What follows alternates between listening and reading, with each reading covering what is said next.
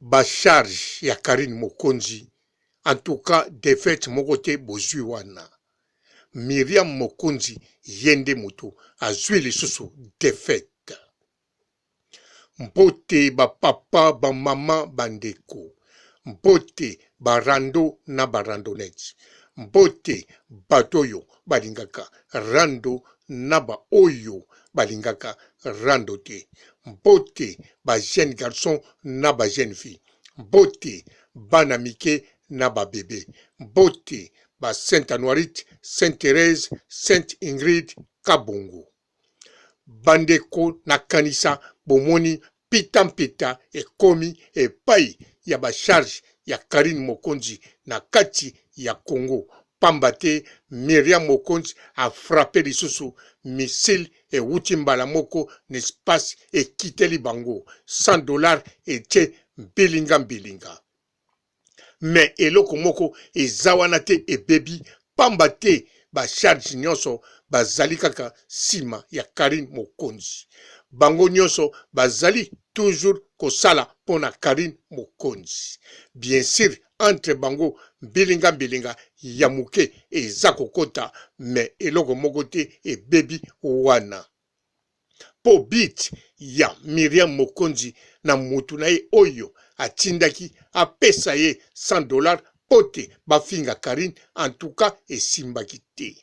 Tango sikoyo mbilinga ekoti na kati ya bacharge na kanisa Miriam bisika zali asepeli. Mutu pe oyo atindaki sa wana ayebisi Miriam omoni liboso apupulaki te, mais sikoyo mbilinga ekoti entre bango. Yango wana ba charge bozala concentré pambate boza toujours na idéologie na bino ya kozala sima ya Karine Mokonzi. Soki boko zala ensemble wana bino kaka boyebi. Soki boko créer groupe na groupe bino kaka boyebi. Mais loko ya très important, Miriam a raté bino lisusu. Bisika bolakisi force na bino yango wana. Bien sûr, bozoa na bilinga, mais boza na position ya kitoko. Pambate, mokote a changé idéologie. Po idéologie na bino ezali bozala ba charge ya Karine Mokonzi. Alors, Miriam Mokonzi et stratégie atindaki commando na ye oyo azalaki n'espace abwaka $100 wana ezalaki pona bopopula Karine Mokonzi. Tango commando wana opération bosalaki yango te, Miriam azalaki desi. Mais ndenge azomona bokotisi mbilinga na kosa bino te, aza nesengo ya kosakana te. Ba lieutenant na ye ba Ken Piana, ba demer major na ye, ba lieutenant Cynthia Kapash na kelke mbulumbulu o bazana bango kuna na Congo, bazali kosala feti pe bakotalela bino soki bokokende ti wapi eloko nini ekoyela bino bokosuka na makambango wapi. Mais eloko bazali kobosana bino bozali kolashe Karine Mokonzi te. Tangu bolashe Karine Mokonzi te, ata boza na ba problème entre bino, mais bino nyonso bosimbi oyo ya bino leader, en tout cas côté kuna position ezali kitoko. Donc, boza toujours na position ya bien.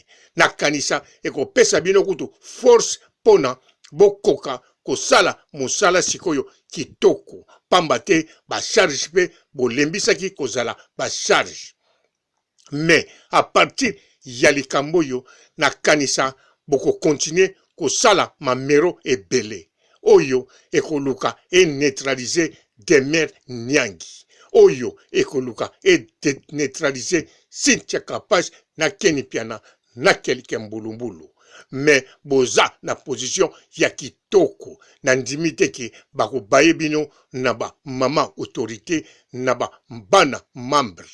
Loba bako pesa bino quelques conseils pona makambo yo boza nango na yebi ndenge kokende te ponga na yebi idéologie na bino te. Nga na yebi kaka o naza komona Miriam Mokonzi a échoué lisusu, au contraire a renforcé bino bozala toujours sima ya leader na bino bozwa courage ya koloba lisusu mais en tout cas bozwa victoire ote neti final parce que Miriam Mokonzi Wet azali préparé tina suka ya vie na ye voire même ata akomi na maison de retraite tango Karine Mokonzi asilite rando ekozala rando ya bango mibale ezakaka moko kombo ya Mokonzi moko mutako chikana nango bien sûr Miriam akoma kolinga babenge Wet mais asepelaka na yango te ye Miriam Mokonzi ezali kombo oyo ya ye kombo eza na badokima na ye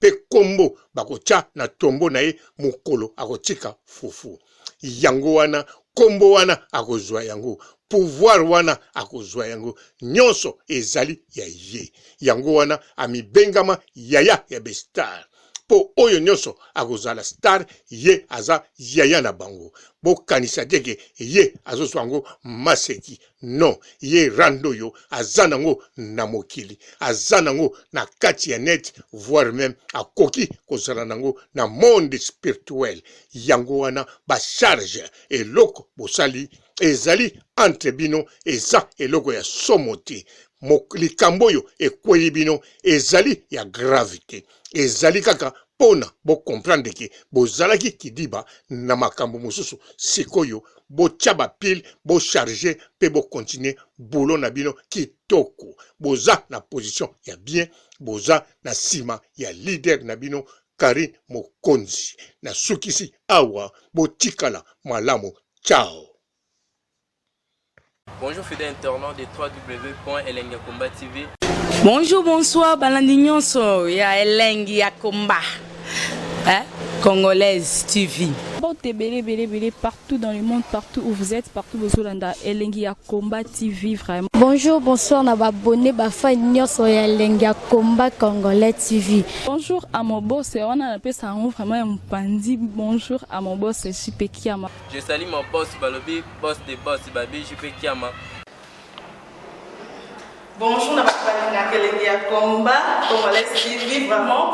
Ramon Lazana, chaîne de Kitoko, il y a boss de JP Kiama, et boss des boss, il y a un danger. Donc, ça me donne la zaki. Ya boss na biso JP Kiama nzambe na ngai ba boss bazali ba boss bazali JP Kiama le boss des boss. Napesi d'abord bonjour te ba mbote belé na mo boss JP Kiama wana na kozangisa ote donc na ko lekate sana napesa mo boss JP Kiama boss des boss. Bon, belé, partout dans le monde, partout où vous êtes, partout où vous êtes, Elengi ya Komba TV, vraiment. Bonjour, bonsoir, na abonné, bafa nyonso ya Elengi ya Komba Congolais TV. Bonjour à mon boss, on a appelé ça vraiment un pandi. Bonjour à mon boss, JP Kiama. Je salue mon boss Balobi, boss des boss Babi, JP Kiama. Bonjour, na Elengi ya Komba Congolais TV, vraiment.